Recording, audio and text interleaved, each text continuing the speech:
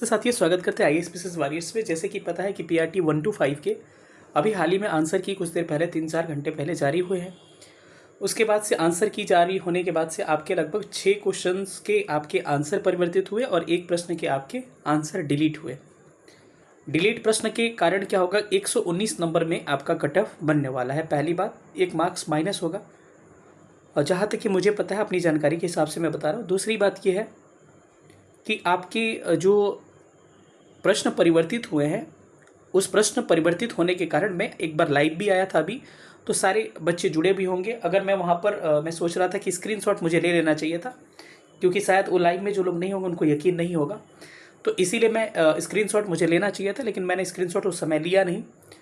मतलब कि उस लाइव में बहुत सारे लोगों के बहुत सारे मार्क्स कम हुए हैं, तो सारे मुद्दों पर बात करेंगे। और ये जो कट ऑफ होगा, जिनको देखना होगा देख सकते हैं, नहीं देखना हो कोई बात नहीं भाई, आपका जा सकते हैं आप।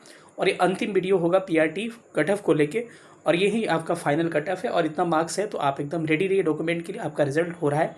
और ये मेरा अंतिम यही कट ऑफ का वीडियो है पीआरटी का, और यहीं पे हमारा समाप्त होता है, क्योंकि फाइनल आंसर के आने के बाद से सब कुछ खत्म हो जाता है। उसके बाद से कोई परिवर्तित होने की कोई चांसेस नहीं है। तो जो लोग नए होंगे चैनल को सब्सक्राइब करेगा, और पुराने लोग अधिक से अधिक वीडियो को शेयर करिएगा, और उसमें आप कमेंट करके बताइएगा कि आपके कितने मार्क्स आ रहे हैं विथ कैटेगरी। मैं आपका अलग से रिप्लाई कर दूंगा, लेकिन कैटेगरी के साथ हर चीज़ बताना पड़ेगा, मेल है फीमेल है हर चीज़ बताइएगा। अधूरी जानकारी का मैं रिप्लाई नहीं करूंगा। चलिए सेशन को स्टार्ट करते हैं और देखते हैं कुछ मुद्दों पे हम लोग पहले बात करते हैं। जैसे कि बहुत सारे बच्चे मेरे साथ जुड़े हुए थे, और मैं 9:45 में जब लाइव आया था, तो उस लाइव में लगभग मेरे से लगभग लास्टली 500 स्टूडेंट, 450 से लेकर 500 स्टूडेंट जुड़े हुए थे। और मैंने बस उन लोगों से यही कमेंट कराया कि सब लोग हमको कमेंट करके बताइए कि आपके मार्क्स कितने घटे हैं। ठीक है, तो बढ़ने वाले लगभग एकदम ना के बराबर स्टूडेंट मिले, और सारे लोग घटने वाले। तो कोई ये चीज़ नहीं देख रहा है कि रिजल्ट जो होगा 120 पे बन रहा है आपका, नहीं बल्कि 119 पे बन रहा है। टोटल मार्क्स क्या है आपके 119 हो गए।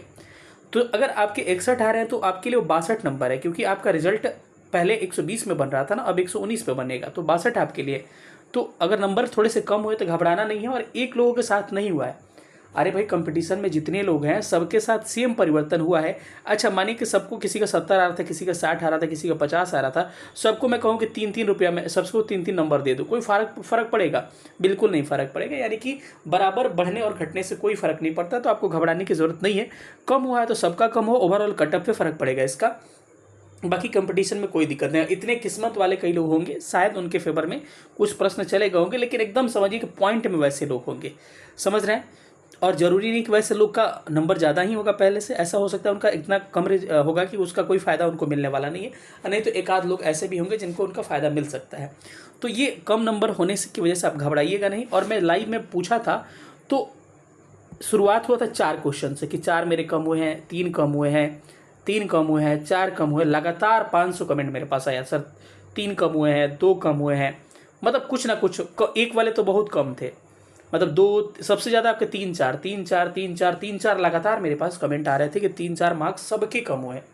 तो जब सबके कम हुए तो आपको ओवरऑल कट ऑफ पे भी इसका फ़र्क पड़ने वाला है। और चलिए हम बताते हैं कि किस कैटेगरी का कट ऑफ कितना होगा, और ये क्या होगा आपका फाइनल कट ऑफ होगा। इसके बाद से कट ऑफ पे आपके फाइनल कट ऑफ होगा पीआरटी के, और इसीलिए इतनी रात को मैं शूट कर रहा हूँ। इसके बाद से कट ऑफ पे कोई वीडियो मेरी नहीं आने वाली है पीआरटी पे। तो चलिए सेशन को देखते हैं आगे की कट ऑफ आपके किस कैटेगरी का कितना जाएगा। अपना नोट कर लीजिए, स्क्रीनशॉट लीजिए और अपना डीवी के लिए प्रिपेयर हो जाइए।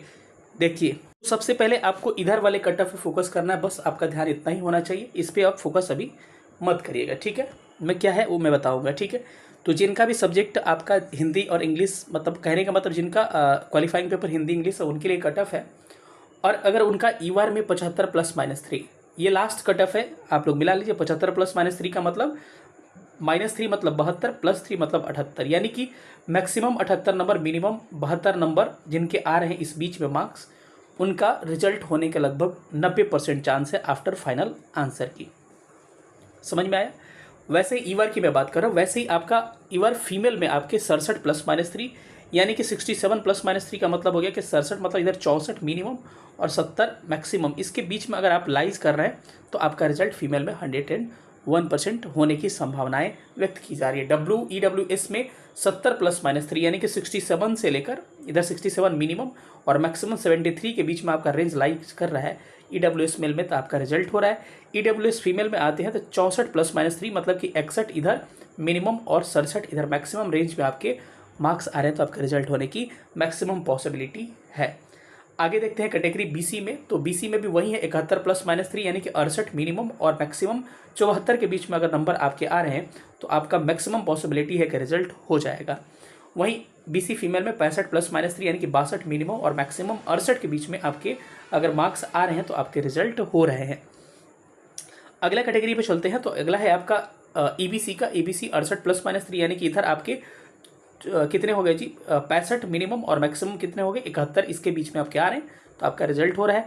वही फीमेल की बात किया जाए तो 63 +-3 यानी 60 से लेकर लगभग 66 के बीच में है, तो EBC फीमेल का रिजल्ट आपका हो रहा है। DV प्रिपेयर कर लीजिए। SC में आपके 60 +-3 यानी कि 57 से लेकर 63 का रेंज अगर आ रहा है तो आपका यहाँ रिजल्ट हो रहा है। वही फीमेल में SC में आपके 54 से यानी 51 से लेकर 57 के बीच में आपके मार्क्स आ रहे हैं, इस हिसाब से +-3 तो आपके रिजल्ट हो रहे हैं। ST में आपके 54 +-3 यानी 51 से लेकर 57 का रेंज हो सकता है, जिसमें आपका रिजल्ट हो सकता है।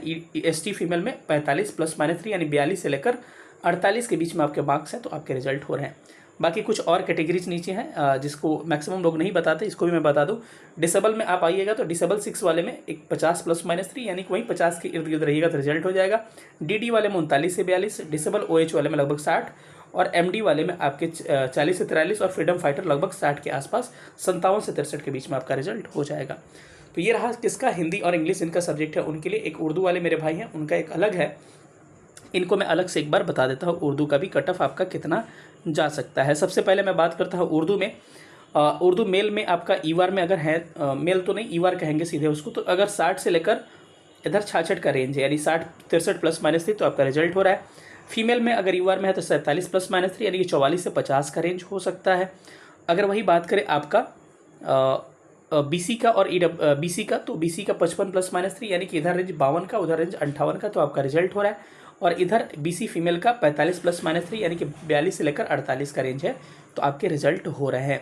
आगे थोड़ा सा बढ़ते हैं तो आपको BC के बाद से हम लोग आते हैं EBC में। तो EBC में मेल में आपके 58 +-3 यानी कि इधर आपके 55 से लेकर 61 के बीच में आपका रेंज है, तो रिजल्ट हो रहा है। वहीं EBC फीमेल में आपके 48 से +-3 यानी कि 45 से आपके कितने रेंज होंगे, लगभग 45 से 51 रेंज होंगे, तो आपका रिजल्ट हो रहा है। SC कैटेगरी की बात किया जाए तो SC में अगर आपके 45 +-3 मेल है यानी कि 42 से लेकर कितना रेंज हो गया, 42 से 48 के बीच में आ रहा है, तो आपका रिजल्ट हो रहा है। वही फीमेल है तो 39 से 42 यानी क्वालिफाइंग मार्क्स पे आपके रिजल्ट हो जाएंगे। अगर ST कैटेगरी से है तो 45 +-3 यानी कि 42 से लगभग 48 का रेंज होगा, तो आपका रिजल्ट हो जाएगा। और इसमें फीमेल अगर है तो आपका क्वालिफाइंग मार्क्स पे रिजल्ट हो जाएगा। टेंशन बिल्कुल नहीं लेना है। जिनके मार्क्स कम आ रहे हैं अभी भी मौका है कि एक बात मेरा गांठ बांध कर रख लीजिए, बिना NCERT का आपका कल्याण नहीं होगा। समय को बिना जाया किए जो लोग भी आपको लग रहा है कम मार्क्स पे है तो NCERT स्टार्ट कर दीजिए। NCERT 6 to 12 सबसे पहले ज्योग्राफी का पढ़ना जरूरी है और साइंस का 2 का कम से कम जरूरी है। अपने यूट्यूब चैनल पर 6 to 12 ज्योग्राफी में शुरू कर दिया हूँ। 6 क्लास के 4 चैप्टर मैं कंप्लीट कर चुका हूँ। इसका प्लेलिस्ट बना हुआ है, कहिएगा तो डिस्क्रिप्शन में एक लिंक डाल दूंगा, आप वहाँ से भी देख सकते हैं।